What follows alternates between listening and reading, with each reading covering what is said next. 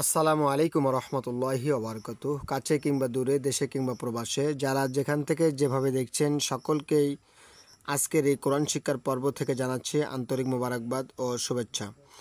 প্রিয় ভাই ও বোনেরা, আমরা ইতিপূর্বে কিন্তু নুন সাকিন পড়ার যে 4টি নিয়ম রয়েছে তার মধ্যে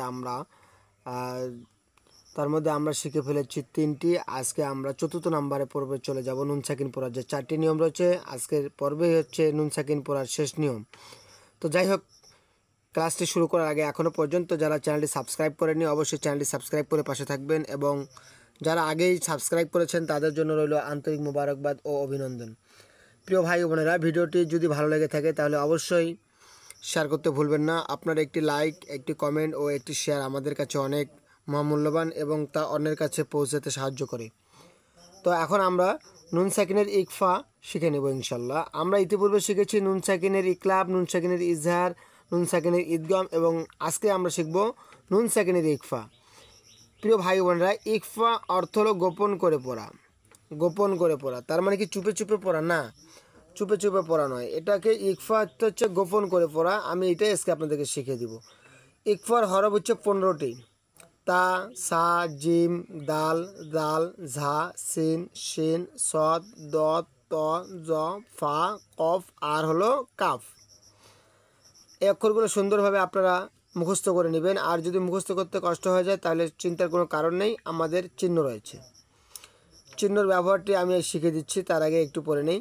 ছন্দ: নুন সাকিনের বামে যদি এই সব হুরুফ পাওয়া যায়, নুন সাকিন সেই সব জায়গায় গোপন করে পড়তে হয়। অর্থাৎ নুন সাকিনের পরে যদি এই 15টা অক্ষরের যে কোনো একটি অক্ষর থাকে তাহলে অবশ্যই সেখানে কি করতে হবে? গোপন করে পড়তে হবে।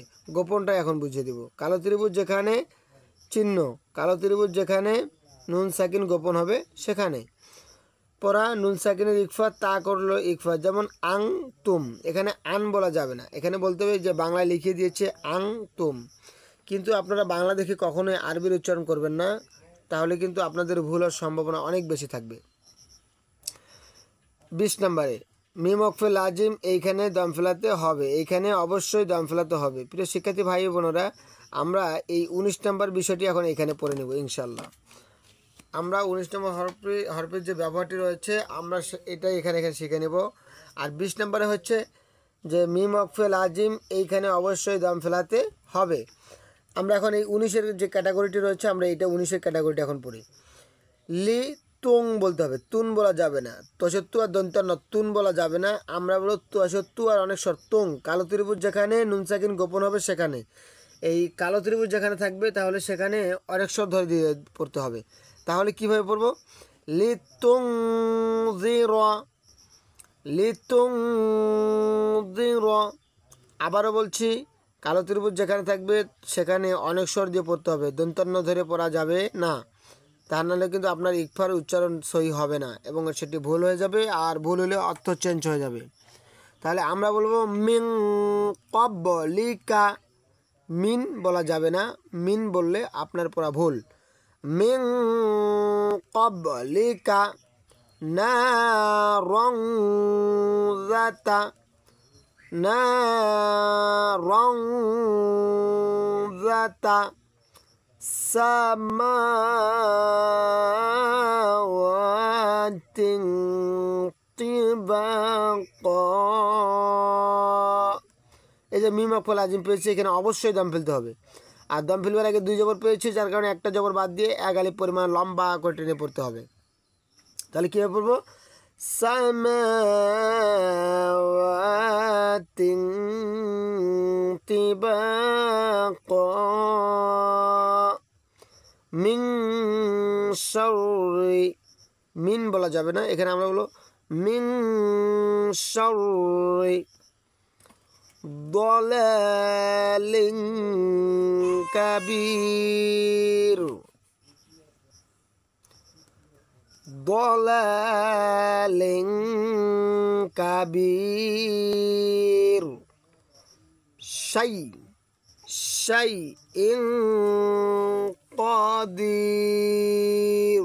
এই যে মিম ওকফে লাজিম দেখতে পাচ্ছি, তার মানে এখানে অবশ্যই এগুলোতে দম ফেলতে হবে। অবশ্যই কোথাও এখানে ব্যবহার করা হয়েছে, অবশ্যই দম ফেলতে হবে, তাছাড়া কিন্তু গুনাহগার হতে হবে।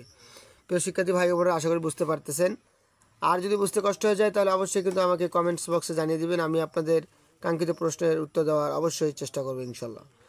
শাইইন কাদির, আনতুম, আনতুম, কুনতুম, কুনতুম, উনজিলা, উনজিলা। আশা করি বুঝতে পেরেছেন এবং শিখতে পেরেছেন। যদি ক্লাসটি আপনার বিন্দুমাত্র উপকারে লেগে থাকে তাহলে অবশ্যই ভিডিওটি শেয়ার করতে ভুলবেন না এবং অন্যের মাঝে ছড়িয়ে দিতে ভুলবেন না, কেননা আপনার একটি লাইক, একটি কমেন্ট, একটি শেয়ার আমাদের এই ক্লাসগুলো অনেক দূরে নিয়ে যায় এবং মানুষ শিখতে পারে। আল্লাহ তাআলা যেন সকল মানুষকেই যেন দিনদার মুসলমান হিসাবে আল্লাহ তাআলা যেন কবুল করে নেন, আমিন। আজকের ভিডিও এখানেই সমাপ্তি। যদি ভিডিওটি